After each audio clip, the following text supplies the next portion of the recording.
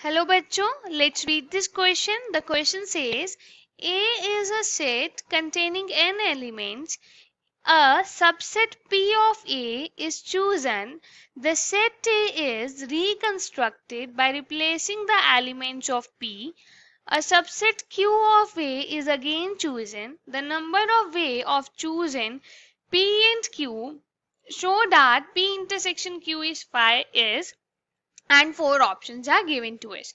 हमारे पास एक सेट है जिसमें n एलिमेंट्स हैं और p जो है वो सबसेट है a का उस सेट का, और हम क्या कर रहे हैं a को दोबारा कंस्ट्रक्ट कर रहे हैं उसमें p के एलिमेंट से।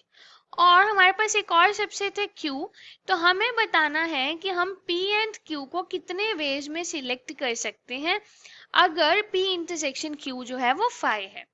तो let's start solving this question. इस क्वेश्चन को सॉल्व करने का की कंसेप्ट है, अगर हमारे पास n एलिमेंट्स हैं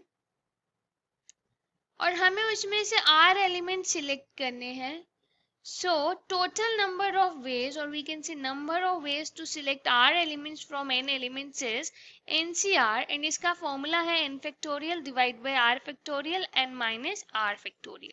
सो इस कंसेप्ट को यूज करके हम अपना क्वेश्चन सॉल्व करेंगे। सबसे पहले हमारे पास 4 केसेस अराइज होंगे। अगर हमारे पास कोई भी एक एलिमेंट a जो है वो a सेट में है, तो इस a के पास 4 चॉइसेस होंगी। पहली कि वो a p और q दोनों में हो, p में भी एंड q में भी। वो a p में हो लेकिन q में ना हो। और थर्ड चॉइस होगी कि p में नहीं होगा q में होगा। एंड फोर्थ चॉइस होगी कि p एंड q दोनों में ही वो a एलिमेंट नहीं होगा। हर एक एलिमेंट के पास n एलिमेंट है, अगर a के पास हर एलिमेंट के पास यही 4 चॉइसेस होंगी।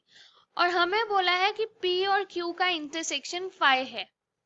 दैट मीन्स अगर हम p एंड q में एलिमेंट्स की बात करें कि p एंड q के एलिमेंट्स r डिनोट करेगा, elements of p and q अगर हम r से डिनोट करेंगे, इसका मतलब r हमारा 0 है। और p एंड q को चूज करने का वे क्या होगा, हमने क्या करना है, n हमारे पास टोटल एलिमेंट्स हैं, उसमें से r एलिमेंट्स हम NCR से सिलेक्ट करेंगे। उसके बाद r एलिमेंट्स अगर हमारे सबसेट में है, इंटरसेक्शन में है, तो रिमेनिंग हमारे पास n माइनस r होंगे। उस n माइनस r के पास चॉइसेस होंगी, या तो वो सेकेंड वाली चॉइस को फॉलो करेगा, या थर्ड चॉइस को, या फोर्थ चॉइस को।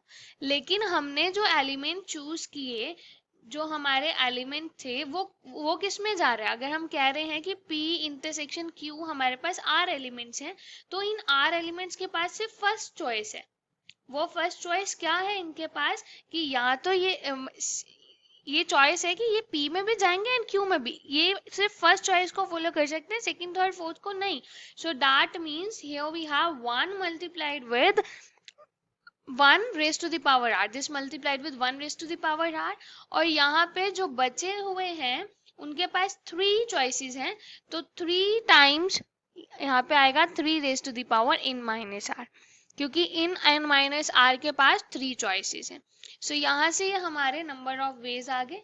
r को हम इक्वल टू 0 पुट करेंगे क्योंकि हमें इंटरसेक्शन 5 दिया है। सो ये आ जाएगा n से 0 1 raise to the power 0 3n minus 0 which is equals to n से 0 3 raise to the power n।